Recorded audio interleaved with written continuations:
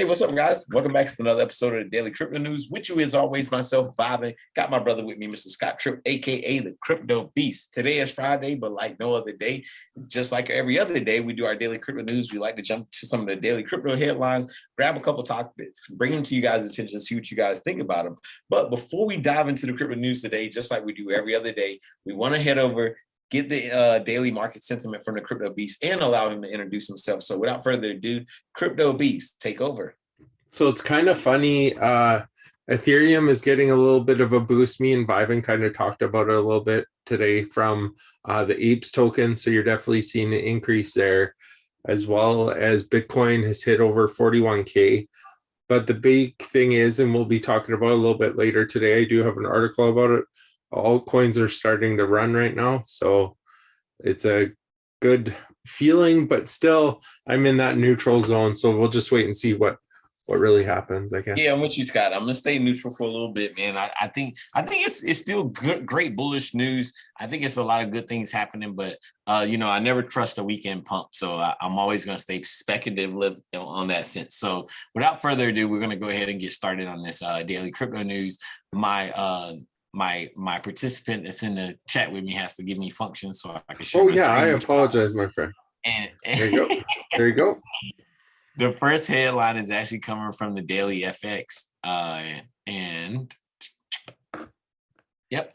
So the Daily FX, the headline reads, the world's biggest NFT project just made a cryptocurrency. So Bored Ape Yacht Club, the NFT project that permeated culture everywhere from Discord chat rooms to Jimmy Kimmel, has expanded into and launched their own cryptocurrency. In the last 24 hours since this release, it has seen a return of 140% and a rise of $1.8 billion market cap at the time of writing. We really won't go into what is the Bored Ape Yacht Club. We kind of know is that, but let's go into what is the ApeCoin. ApeCoin Basie's first outside of the NFTs first move outside of the NFTs has arrived. The Ethereum-based coin was released yesterday at $6.21 low and peaked early this morning at $17.17. At the time of this writing, in all likelihood, the next few days will be incredibly volatile for the coin. The coin sits at the 64th largest market cap by CoinGecko with the $1.8 billion market cap. With that said, the SEC has been known to aggressively crack down on deregulated security campaigns to avoid potential legal fallout. Bored Ape's parent company, Yuga Labs, has created a separate entity to run and maintain the coin. Reddit co-founder Alexis Ohanian, FTX's Amy Khoo, and other prominent player in Silicon Valley will run an organization called ApeCoin DAO. This, which will While complex actions have been taken to make ApeCoin legal, there is no guarantee the SEC will not set their sights on ApeCoin in the coming months. So as of this morning, the ApeCoin's first practical application launched, betonline.ag, an online casino and sports betting platform, has accepted ApeCoin as a means of payment on their website. The long-term vision of Ape ecosystem is a partner with the video game creators to make a play-to-earn game where gamers can be paid in ApeCoin to complete missions while wearing a Ape skin or Ape NFT skins. So what does this really say? It says I have very mixed emotions about the coin. Rapid adoption from crypto exchanges, Yuga Labs, funding from institutional finance, and quick moves towards utility inspires some faith in ApeCoin. On the other hand, the complexities of building a play-to-earn video game and navigating security law are notoriously unpredictable. So I think this is a great article, Scott. When we think about ApeCoin listed yesterday on BigONE as well, I think it's one of those things that it got a lot of recognition really fast. Why? Because I felt like they aligned what they wanted to do in their vision with what they already had in play. And what did they have in place, Scott? They had hype in place. So to align their vision to bring out a coin that was aligned with the, not really the same way the NFTs came out and didn't really have a utility, they ended up formulating a utility for the NFTs. And now they've been able to actually do the same thing with the coin. I think it was a great move. I think it's a lot of red flags as with any start of any token, and there's going to be a very volatile market. But I think that I'm interested to see how this plays out in the long run. Definitely, for sure. And I'll share my first article here on this actually really interesting. Vitalik Buterin covers Time magazine and hopes Ethereum can be a tool for social change. Time magazine features a cover story on Ethereum co-founder Vitalik Buterin. Buterin expressed his fears and hopes for the network.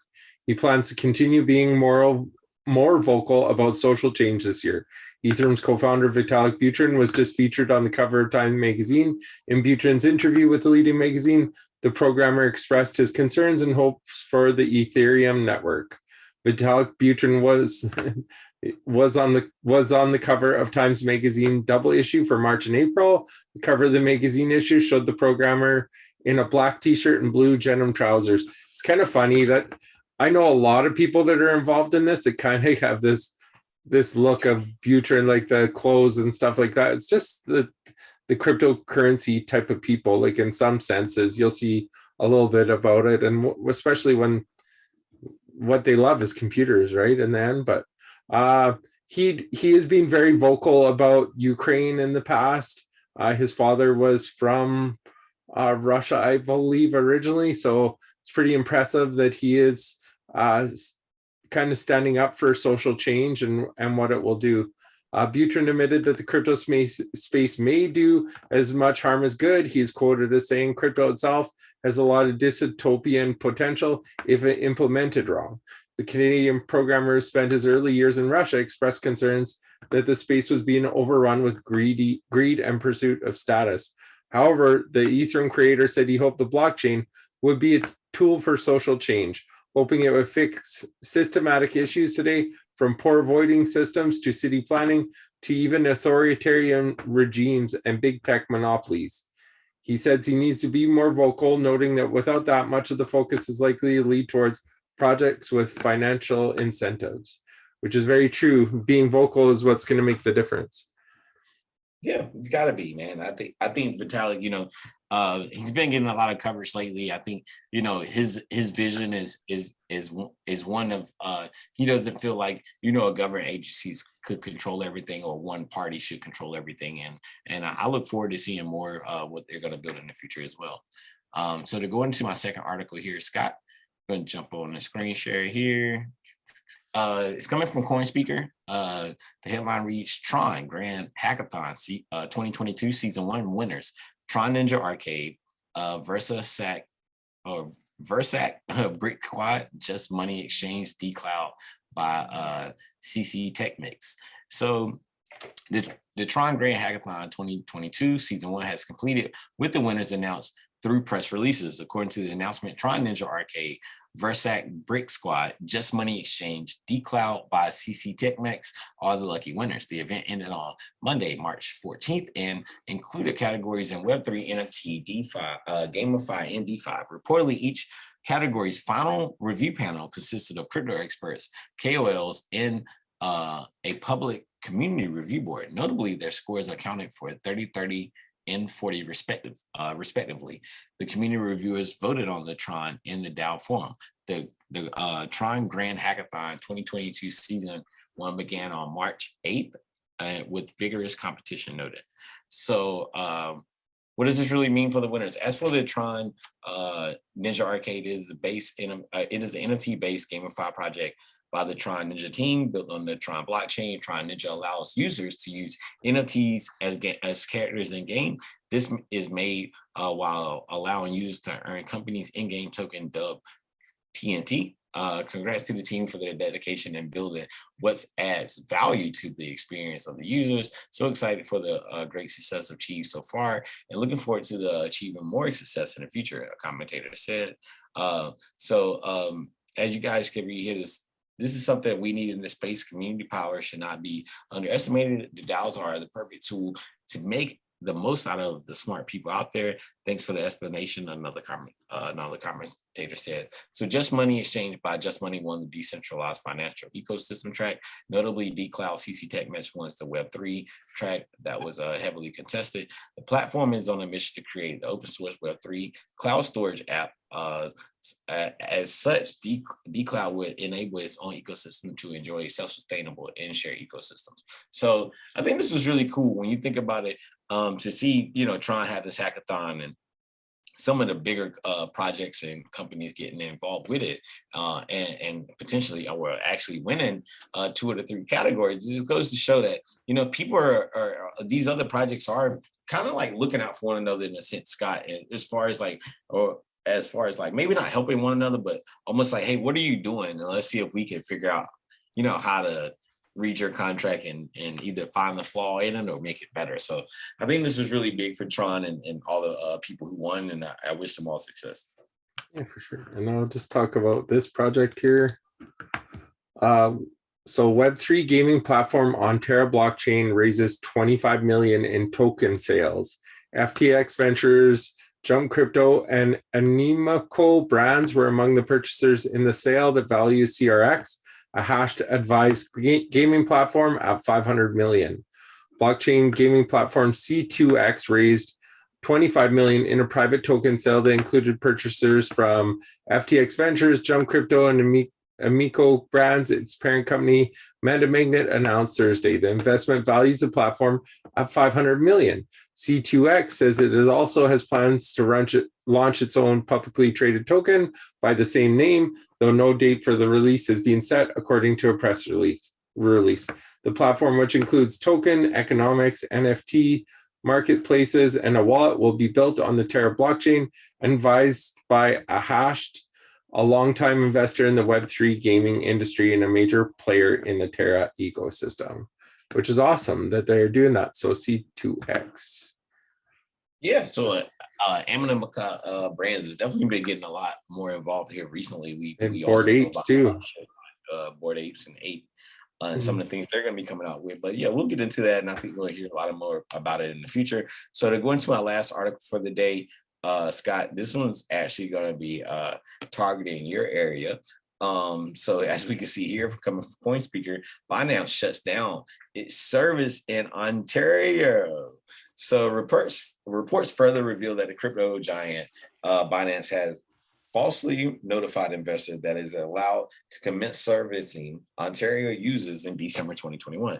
Binance, one of the world's largest leading cryptocurrency exchanges, had issued an undertaking to the Ontario's OSC, terminating its crypto operations with Ontario users. As disclosed in a recent announcement from the official website of Ontario or the OSC, Binance had signed an undertaking with the OSC, confirming that it has officially ceased offering crypto services to the users of Ontario on the exception of certain permitted actions to the protected investors. So apparently the OSC is not pleased with the breach and has requested an undertaking which represents a legally enforceable commitment by Binance to the OSC, stipulating its right to take enforcement action against Binance for cases or for the breaches on Ontario security law that may not arise from the events described in the undertaking. So you can read here that Binance commits that it will continue to prevent any activities involving Ontario residents apart from these permitted actions, and to provide fee waivers and offer fee reimbursement to certain Ontario users. Binance undertakes to maintain these restrictions until further notice by the OSC. The mandate of the OSC is provide protection to investors from unfair, improper, and fraudulent practices, to foster fair, efficient, competitive capital markets and confidence in the capital markets, to foster capital formation and contribute to the stability of financial system and reduction of systematic risk. So that was 2 sides of it that you got to read from the Binance side and the OSC side of it. It looks like they're just going kind of back and forth right now. I think one thing that Binance does really well is that when they're not welcomed into a government, they don't try to force it. They step back first, then try to find a midterm that they can interact at, and then get back into that government party. So this doesn't shock me, but I don't think this is a threat to BNB at all. Okay. And then my next article, I'll just share here. Altcoin season is heating up as Ether, Avalanche, Solana, XRP, Polkadot lead market rally. Altcoins net gains headed into the weekend. Trading volume dropped across the board despite the rally. Bitcoin's status as a safe haven asset comes under intense scrutiny. After a tumultuous week, the crypto market appears to be recovering from losses made during the week. The Russian-Ukraine geopolitical tensions and the EU Parliament proof of work ban proposal rattled markets. The crypto market appears to be bouncing back after slipping on Sunday with news of EU's proposed rule that could have an effect ban proof of work cryptos like Bitcoin and Ethereum across the European Union. Bitcoin spiked nearly 7% within 24 hours after the majority of the EU Parliament voted against the provision, nearing the 40K price point once again as bulls stepped in to buy the dip. So, and then this just talks about the other ones, but the biggest thing is up here. I love the title, Altcoin season heating up as Ether, Avalanche, Solana, XRP, Polkadot lead market rally. That's a good start. If we can really, truly start the alt season run, I'd be super happy, but just like a wait and see kind of attitude with everything. Yeah, man. Speaking of the markets and things that's going on, we can go to the last segment of the day really quickly, Scott. And we're going to look at the total crypto market cap and some of the dominance factors that we like to take a look at. As we can see right now, on the 1 day, we got total crypto market cap kind of pushing itself up from down here where we were yesterday into the $1.842 trillion range. I still don't see. I always like these double looking moves right here. I don't want to say what I call it on camera because it's kind of perverted, but this always gives me a good vibe when I see things like this. It's kind of that W formation pattern. It usually pushes up a little bit, but as we can see, nothing's been broken in quite a while as far as trend. So we just got to respect the trend right now. And then on the Bitcoin dominance, as we continue to review here, as we talked about yesterday, as we start seeing these markets push up and some of the things on Ethereum start pushing up, you start seeing this Bitcoin dominance fall. Even though the Bitcoin price is still rising, we still see the dominance still continue to fall from yesterday from where we were on the trend from yesterday. And as we go into the last part of it, let me just put it on here. I accidentally closed it. Sorry about that. That's okay. But the Bitcoin dominance, the Ethereum dominance is actually on the rise as well. As we see the Bitcoin dominance fall, we see this Ethereum dominance kind of take off onto a higher point. And as we always talked about, it was kind of stuck on that 17, 18, and it started to break into that 19. I still potentially want to see it kind of clear this path that's back over here. I think once we get over this old resistance and use it as support, I think we can really start seeing an uptrend. But again, Scott, to go back to where we started with the daily market sentiment, I think it's very a neutral feeling. I don't get excited by the weekend pumps. Some of the green candles look really good. If you're able to make some money, then cool. Congratulations. I respect everybody's respected opinion on the market. But yeah, for me personally, I think there's still a time for just do some more research, have some fun in the market, kind of play with the charts, kind of play with the things that you like, and be observative. If you are on BigONE, guys, and you were able to participate in the launch of the 8 coin, there was a $10,000 giveaway for that as well. Hope you guys were able to participate. If not, you can still participate, purchase the 8 coin there as well. And I know that Watt also listed today, so be on the lookout for that. Other than that, I don't have any news. I hope you guys have an amazing weekend. I will be back here again on Monday, same times, having a good time as usual. Yeah. Have a wonderful weekend, you guys.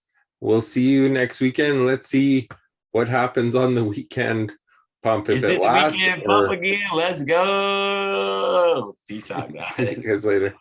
Bye for now.